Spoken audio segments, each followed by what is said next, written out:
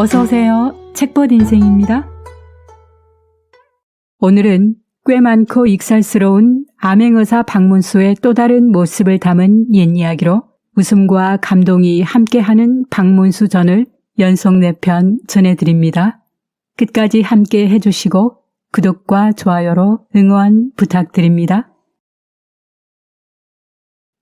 조선 후기의 문신 내헌 박사수는 경종 3년에 문과에 급제하였고 영조 3년에 승지가 되었다. 그리고 대사헌, 영남 안무사, 황해도와 평안감사를 거쳐 호조판서 우참찬에 이르렀다. 박사수는 그림에도 뛰어났는데 특히 대나무를 잘 그렸으며 이인저하의 난에 관한 기록물인 감란록의 편찬에도 참여하였다. 그러나 그는 성격이 급한 것이 하나의 흠이었다. 어느 날 박문수는 박사수가 메고 있는 갓끈을 우연히 보았다. 귀한 폐물로 장식한 매우 아름다운 갓끈이었다. 박문수가 볼수록 탐이 나는 물건입니다. 그거 제게 주시지요. 했지만 박사수가 선뜻 내줄 리 없었다. 이게 얼마나 귀한 갓끈인데 택도 없는 소리네. 그럴수록 박문수는 그 갓끈이 더욱 탐이 났다. 하지만 이리 구슬리고 저리 구슬려 보아도 박사수는 꿈쩍도 하지 않자 박문수는 한 가지 꾀를 내었다. 어느 날 박문수는 하인 둘을 박사수 집에 보냈다. 저희 대감 마님께서 갓끈을 받아오라고 하여 이렇게 찾아왔습니다. 그게 무슨 소린고? 누구 맘대로 갓끈을 가져가? 어림없는 소리. 영성군은 그리 실없는 사람이더냐? 박사수는 호통을 쳐서 박문수가 보낸 하인을 돌려보냈다. 그러자 이번에는 다른 하인이 찾아왔다. 영성군 대감께서 이렇게 전하셨습니다. 내헌 대감은 구둔수의 노량이 접살이라고 말입니다. 뭐라? 화가 치민 박사수의 얼굴이 불그락 푸르락해졌다.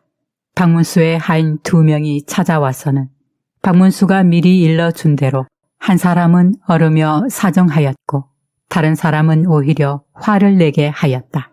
그렇게 2 사람은 번갈아 가며 박사수를 찾아가 어르고 약을 올리며 박사수를 부채질하였다. 마침내 약이 오를 대로 오른 박사수가 그만 발끈하였다. 박사수는 갓끈을 마당에 확 팽개치고는 씩씩거렸다. 에이, 이까지 것 가져가라 가져가. 에이. 박사수의 하인은 갓끈을 잽싸게 집어들고 그대로 달아났다. 박사수는 제 성질을 이기지 못하고 씩씩거리며 뒤늦은 후회를 하며 탄식하였다. 그거 참. 내가 영성군께 그만 깜빡 넘어가고 말았군. 여봐라. 빨리 쫓아가 잡아오너라. 하며 아랫사람이 박문수의 하인을 뒤쫓았으나 이미 한 발 늦은 뒤였다. 박문수는 박사수의 갓끈만 탐낸 게 아니었다. 박사수에게는 귀한 폐물이 있었는데 갓끈을 박문수에게 넘긴 후 또 그것을 하필 박문수에게 자랑하였다. 이 폐물은 정금을 주어도 바꿀 수 없다네. 어떤가? 그만한 값어치가 있는 폐물 같아 보이지 않나? 그러자 폐물이 탐이 난 박문수는 말없이 고개를 끄덕였고 집으로 돌아온 그는 그것을 자신의 것으로 만들기 위해 요리조리 궁리하였다. 아하, 그렇지. 내헌 대감이 유난히 학을 좋아하렸다. 아하. 그리고는 제 집 하인을 불러 말하였다. 우리 집에 백학이 있지. 당장 치자 열매로 깃털을 노랗게 물들여 놓게. 하인은 영문도 모른 채 박문수가 시키는 대로 하였다. 하하하하. 그래 이젠 영락없이 황학이 되었구나. 박문수는 털이 누렇게 된 학을 흐뭇하게 바라보며 고개를 끄덕였다. 박문수는 하인에게 그 학을 뒷뜰에 풀어놓고 뒷뜰 정자에 술상을 차려놓으라 일렀다. 그날 박문수는 박사수를 집으로 불러 정자 아래에서 술상을 두고 둘이 한참 이런저런 이야기를 나누고 있는데 갑자기 황학 한 마리가 숲 사이에서 아른거리는 것이었다. 박사수의 눈이 휘둥그레지며 가만, 저건 황학이 아니던가. 신선이나 타고 다닌다는 선악이 분명한데 공은 저런 귀한 영물을 어디서 구했나? 박사수는 치자로 노랗게 물들인 학이란 것을 알아차리지 못하고 흥분하였다. 박문수는 대답하는 대신 하인을 불러 호되게 꾸짖었다. 어찌 귀한 선악을 풀어 이리도 소란스럽게 하느냐? 빨리 우리의 가두게. 하인이 치자로 물들인 학을 몰고 황급히 물러났다. 그럴수록 박사수는 더욱 안달이 났다. 이복의 영성군, 어찌 된 영문인가? 그 신기한 황학을 다시 한번 자세히 보여주면 안 되겠나? 응? 박문수는 느긋하기만 하였다. 어허, 대감. 하찮은 짐승 한 마리에 뭘 그리 미련을 두십니까? 박사수가 계속 간절히 청하여도 박문수는 딴청만 피웠다. 박문수가 그래도 꿈쩍도 하지 않자 박사수는 그만 버럭 화를 내며 일어섰다. 예이, 몹쓸 사람 같으니라고 자네와 나 사이에 그럴 수 있나? 내가 이제 다시는 이 집에 오나 봐라. 그러자 박문수는 박사수를 다시 앉게 하고는 짐짓 못 이기는 척하며 고분고분 말하였다. 풍악산에 친한 벗이 사는데 어느 날 우연히 영랑고개에서 저 학을 잡았다고 합니다. 세 장에 넣어 제게 보냈는데 그동안 애지중지 기르며 아주 정이 들었지요. 귀한 영물이라 뒷뜰에 꼭꼭 숨겨둔 것인데 오늘 이미 대감께서 보셨으니 할 수 없이 딱 한 번만 더 보여드리겠습니다. 박문수는 하인을 불러 학을 섬돌 앞으로 몰고 오라고 하니 치자로 물들인 학을 몰고 왔다. 그제야 박사수의 얼굴이 환해졌다. 이보게, 내가 정금 값어치가 되는 폐물을 가지고 있지 않나? 그걸 이 황학과 바꾸면 어떻겠나? 응? 그러나 박문수는 어림도 없다는 표정이었다. 안 될 일이지요.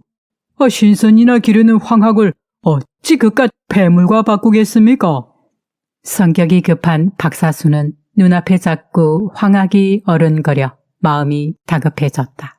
그럼 폐물보다 또 귀한 것이 있네. 하루에 300리는 걷더니 달리는 명마일세. 내 그 말도 얹어줄 테니 황학을 내게 주게나. 응?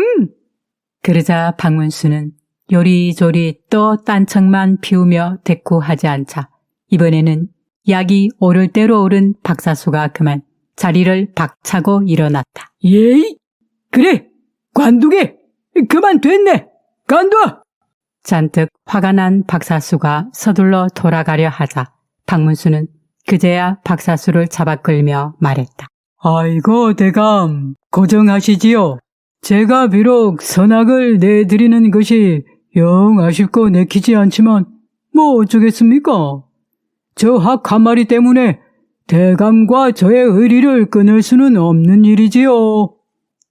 박사수의 얼굴이 언제 그랬냐는 듯이 다시 환해졌다. 그러더니 하인을 보내 자기 집의 귀한 폐물과 명마를 서둘러 가져오게 하고 그것들을 냉큼 박문수에게 떠넘기고 황학을 빼앗듯 재빨리 건네받았다. 그리고는 행여 박문수의 마음이 바뀔까 그 길로 박문수의 집을 도망치듯 나섰다. 지나가는 사람들이 귀한 황학을 보고 소문을 낼지도 모르니 세장에 꼭꼭 숨겨 잘 가져가도록 하게. 박사수는 이렇게 하인에게 몇 번이나 당부하고 길을 재촉했다. 박사수가 대문을 나서자마자 박문수는 그만 참았던 웃음을 크게 터뜨렸다. 며칠 뒤 큰 비가 쏟아졌다. 귀한 선악인 줄 알고 가져간 학이 비에 젖었는데 글쎄 이게 무슨 일인가. 황학이 치자 물이 빠지자 백학이 되어버렸다. 박사수는 그제야 박문수에게 제가 속은 것을 깨달았다. 이 이야기를 전해 들은 사람들은 허리를 꺾으며 웃지 않은 이가 없었다.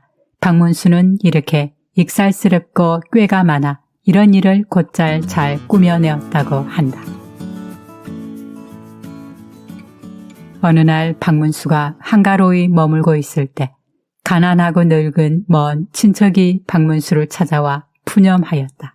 저희 집 사정이 이러하니 이 공경을 대체 어찌하면 벗어난단 말입니까? 대감께서 좀 살펴주십시오. 사정을 들어보니 박문수는 가난한 친척의 처지가 참 딱하였다. 만약 어른께서 벼슬이라도 얻으면 지금의 공공한 처지는 어느 정도 벗어날 수 있지 않겠습니까? 친척은 어림도 없다는 표정으로 벼슬이요? 그러면 도움은 되겠지만 그런데 제 주제에 무슨 수로 벼슬을 한단 말입니까? 가당치도 않는 말씀이십니다. 박문수가 빙그레 웃으며 어른께서 내 말을 잘 듣고 그대로 따르면 반드시 벼슬을 얻을 수 있을 것이요. 친척은 도무지 믿기지 않는다는 표정을 지으니 박문수가 다시 말하였다. 내일 풍원군 대감이 여기에 올 거요. 곁방에 있다가 풍원군이 오면 내가 일러준 대로 하오. 가난한 친척은 귀를 쫑긋 세우고 고개를 끄덕였다. 풍원 부원군 조현명은 이인좌의 난이 일어났을 때 박문수와 함께 포도청의 종사관으로 있으면서 공을 세운 인물로 이때 이조 판서를 지내고 있었다. 그 이튿날 박문수는 사랑의 술상을 차려놓고 조현명을 불렀다. 조현명이 호기롭게 껄껄거리며 사랑채의 술상 앞에 오자 박문수가 손을 휘휘 저으며 크게 웃지 말라는 신용을 하였다. 조현명이 웃음을 뚝 그치고 눈치를 살폈다. 오늘따라 영성군답지 않게 왜 이리 몸가짐을 삼가는가? 혹 무슨 일이라도 있는가? 박문수는 손가락을 입에 세우고 소리를 더욱 낮추었다. 호남에 사는 친척 어른이 찾아오셨네. 학식과 덕망이 높아 사리가 매우 밝고 분명한 분이시지. 지금 곁방에 계시니 수선 떨지 말게나. 그때 기다렸다는 듯 곁방에서 호통 소리가 들려왔다. 뭇 백성의 모범이 되어야 할 벼슬아치가 어찌 이리 말과 몸가짐을 삼가지 않아 요란스럽고 부산스러운가? 박문수가 냉큼 허리를 숙이고 곁방으로 들어갔다. 고정하십시오 어르신. 마침 허물없는 벗이 찾아온 연유로 오늘 그리 되었습니다. 곁방에서 나누는 말이 조현명의 귀에 모두 생생하게 들려왔다. 아무리 허물없이 친한 벗이라도 그렇지 그럴수록 오히려 서로 공경하여 언행을 삼가는 것이 도리일세. 예, 앞으로는 조심하겠습니다 어르신. 그러니 노여움을 푸시지요. 박문수가 공손히 대답하고 방을 나오니 조현명은 조금 전과는 다르게 자세를 달리하고는 박문수에게 은근히 물었다. 저 어른의 함자가 어찌 되는가?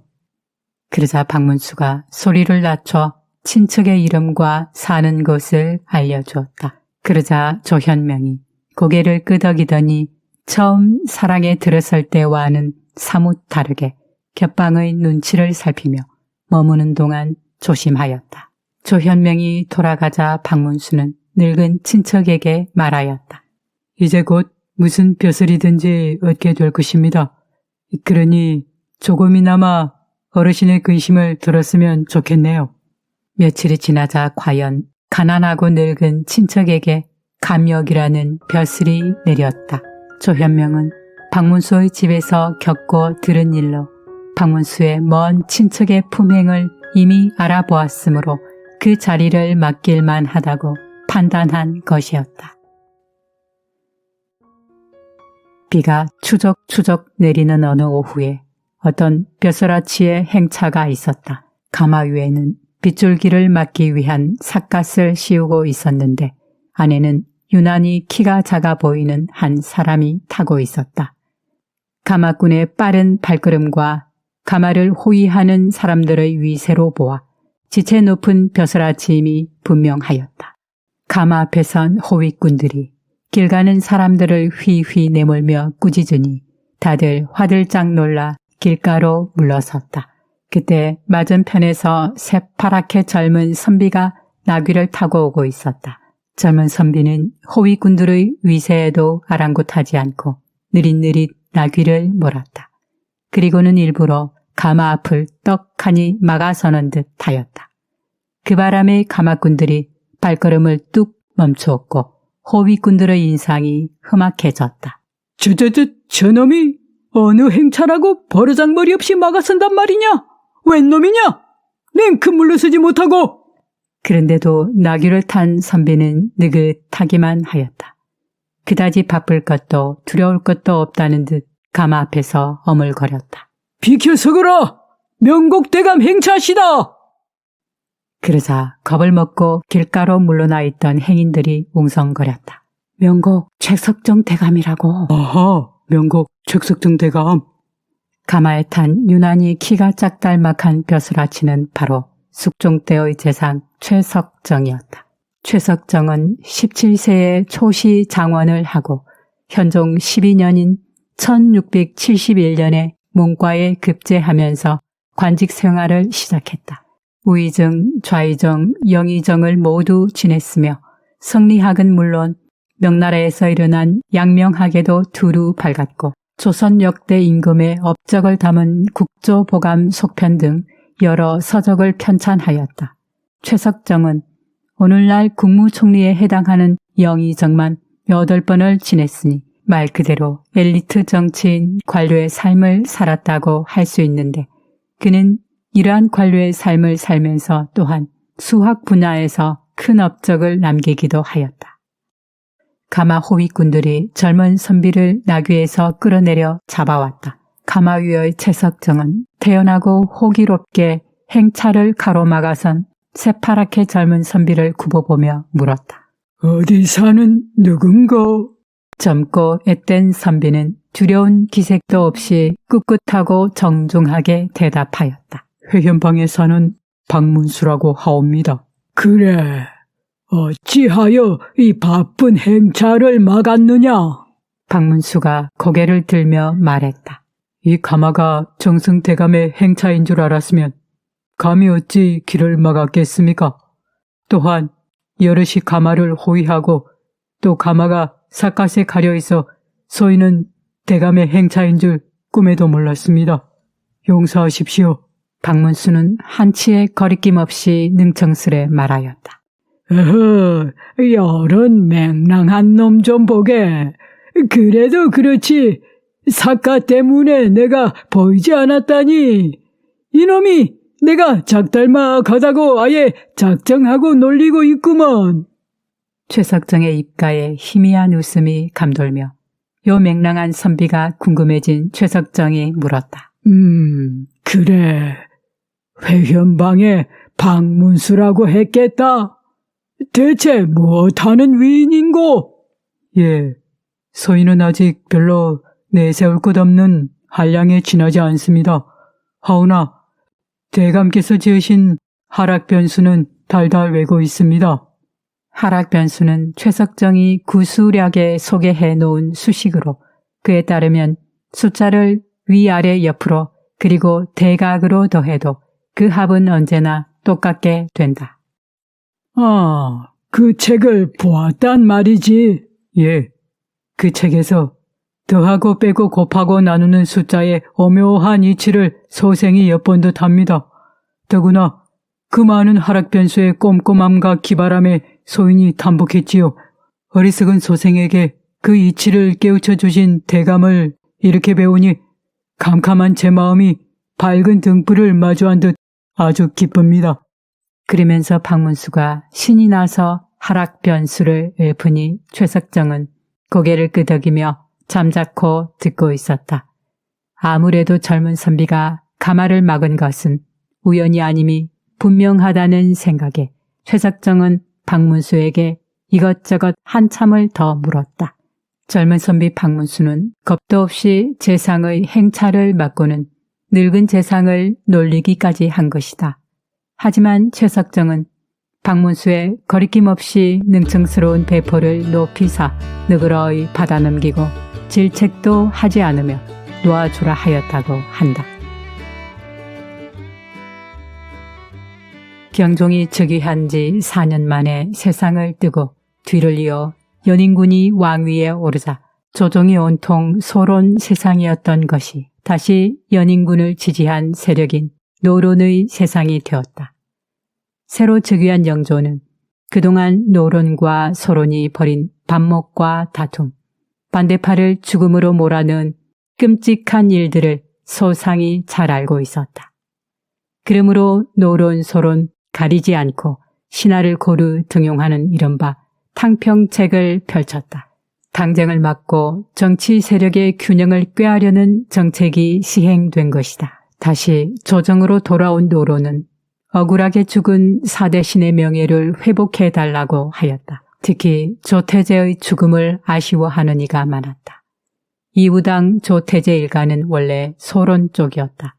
그러나 당파를 떠나 노론 쪽 주장이 옳다 하여 이이명, 김창집 등 뜻을 같이 한 것 때문에 소론의 미움을 받아 유배지였던 진도에서 죽음을 당한 것이었다. 조태제를 비롯하여 지난날 억울하게 죽은 대신들의 명예와 벼슬을 회복시켜 주어야 한다. 안 된다는 주장으로 조정은 다시 시끄러웠다. 그렇게 끔찍한 권력 다툼이 되풀이되는 듯 할 때 박문수는 그때까지 소론 쪽 사람들과 어울렸다. 그런데 조정은 다시 노론 세상이 되었으며 그나마 영조가 탕평책을 펴면서 겨우 다시 조정으로 돌아올 수 있었다. 하루는 박문수가 대궐에서 숙직을 하던 날이었다. 밥을 먹는데 그날따라 콩나물 반찬이 나왔다. 박문수는 콩나물을 집어 대가리만 똑똑 떼버리는 것이었다. 그 모습이 꼭 넋이 나간 듯하여 이상히 여긴 동료가 물었다. 아니, 어찌 그러시오? 박문수는 그제야 화들짝 깨어난 듯 정색을 하며 말했다. 콩나물 대가리 말인가? 콩나물 대가리야 어차피 떼버리는 게 맞지 않나? 박문수는 그렇게 그 상황을 얼버무렸다. 그러고 보니 콩나물을 한자로 쓰면 태채였다. 돌이켜 생각해보니 조태제는 도량이 넓고 생각이 깊으며 해학이 넘친 그야말로 장부였다. 비록 소론의 미움을 사서 안타까운 죽음을 당하였지만 그 인품과 충절은 여러 신하와 사람들이 따를만 하였다. 박문수는 내색하지 않았지만 조태제와는 서로 원수에 가까운 사이였음에도 그의 아들 조관빈에게 각별한 관심을 가졌다. 그런데 어느 날 관빈이 임금의 뜻을 거스르는 상소를 한 일로 관빈을 경계하던 신하들이 그를 극형에 처하라며 아우성이었다. 그때 박문수가 나서서 임금께 직접 아뢰었다.